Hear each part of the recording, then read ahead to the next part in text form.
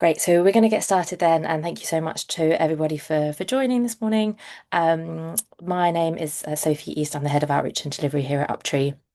And it's really exciting to have lots of you on the call this morning. We are going to be talking a little bit about apprenticeships today, and then I'll be really excited just to share with you the upcoming events that we've got for the next few months. So we'll get started, and I know lots of you will know who Uptree are already, and will be familiar with us, but just to kind of outline what it is that we do for anyone new here today. So Uptree provides a free account for students and for schools. It's a completely free service that enables your students to connect with our employers. We run work experience events with across a whole range of different industries. We have some online careers courses as well that students can complete. We promote our apprenticeships with our employer partners as well. So if one of your students does does a work experience program with us, we would then sort of signpost them towards the apprenticeships that are then live following that opportunity. So sort of supporting with their journey there. And then overall just broadening knowledge of careers and different pathways that are available as well. So, Uptree has been around for about 10 years, and over that time, we've been connecting students with a whole range of life-changing career opportunities through a whole range of sort of diverse programs and a varied range of different industries as well. So, we've currently had, and actually, this number is probably not reflective of where we are today, but well over 100,000 applications from students to 650 different unique experiences of work. So that's our work experience placements that we run over those 10 years. We work with hundreds of global employers across different industries as well. And we traditionally do work to support those who might need a little bit of extra kind of branching out of their networks and supporting to kind of get into those sort of top performing industries, maybe those who don't have friends or family within those industries and need a little bit of extra support just to broaden those networks as well. So we work with around 20,000 traditionally underrepresented students to ensure that they have that access to those top performing industries as well. And we always make sure that we kind of take our feedback from our students. It's a really important part of what we do. And generally, we find huge increases in confidence among our students who complete those work experience programs in developing their knowledge of the industry, in developing their soft skills. And so it says that 97% of students felt that their confidence improved in a professional setting on average across our different programs that we run. So we're going to be focusing a little bit on apprenticeships today, especially as we've got lots of apprenticeships that are kind of opening and that are live at the moment. And so just answering some kind of key questions around those. So what is an apprenticeship and what sort of job roles can you do as an apprentice? So just a little bit of a true or false, just to kind of warm up. So apprenticeships take 3 years to complete. Is often something that we have lots of questions around how long apprenticeships tend to take. That one is false, and we'll go in a little bit more detail about this in a moment, but there can obviously be a whole range of different durations. Generally, it's degrees that tend to take about 3 to 4 years to complete. Apprenticeships can sort of vary a bit more. Apprenticeships pay at least the minimum wage is true. Degree and graduate apprenticeships give you lower qualifications than a university degree is not true. And so, actually, during the time that you'd be completing an apprenticeship, you would be studying at the same time, and those qualifications can be the same level as what you might expect to receive if you were completing a degree at university. And apprenticeships are easy to get into compared to university. Unfortunately, not. They are really competitive and becoming more and more competitive. And it is tricky. We're obviously here to try and help. We want as many students as possible to find the right program and placement for them. But it is important to be realistic, and that it is important to set yourself apart when trying to apply for these programs and thinking about how to really sell yourself in those applications. So just to touch on those kind of true or false points there. So obviously, with a real apprenticeship, you will be paid, which is sometimes one of the more attractive qualities about apprenticeships compared to degrees, sort of traditional route degrees that people take. So they can also take between 1 and 6 years to complete. So depending on the type of program you would be working within the company, you could be studying at the same side, you would be taking some exams as well. And that could be a range of different times as well. So it's worth really researching the one that you're interested in and finding out, is it one that's 4 years, 5 years, 6 years? What are the different exams that you need to take during that time? Where would you be likely to study, etc.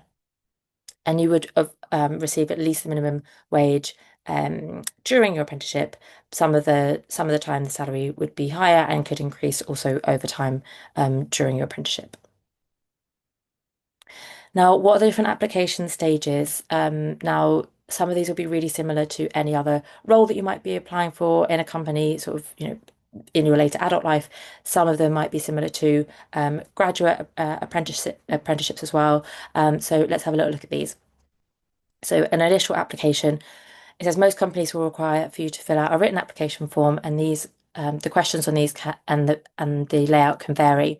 It's important to say that some employers now are not taking CVs at all. There's like no CV, and it's actually just application questions, or sometimes even video screenings that are the first sort of initial stages of an application as well. So these can take a range of different forms. Again, really worth researching the one that you're interested in, finding out a little bit about what the different stages are. Aptitude tests, so looking at your kind of skills, it says you may be asked to complete aptitude tests at any point during your application journey. It's important to make sure that you are prepared for these. So again, this could be in the form of an online test. It could be in the form of a like a video. These take different forms. Interview, after your initial application, many apprenticeships will require for you to come to one or more interviews. These can be in one or group setting. So again, it may be that just it's one of these, it may be that there's more than one of these.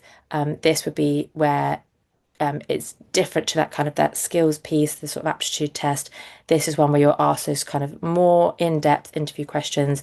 It might be, we often talk about the kind of STAR method, so talking about your situation, task, action, and result, and thinking about how you actually talk about your experience and how that is going to help you answer those different questions and relate that to the role or relate that to the industry. Also, and again, thinking about what's really going to set yourself apart in that interview kind of setting too. And then the assessment centre. So it says some apprenticeships will conduct assessment centres. These are to assess you based on skills through tasks related to your role that you're applying for as well.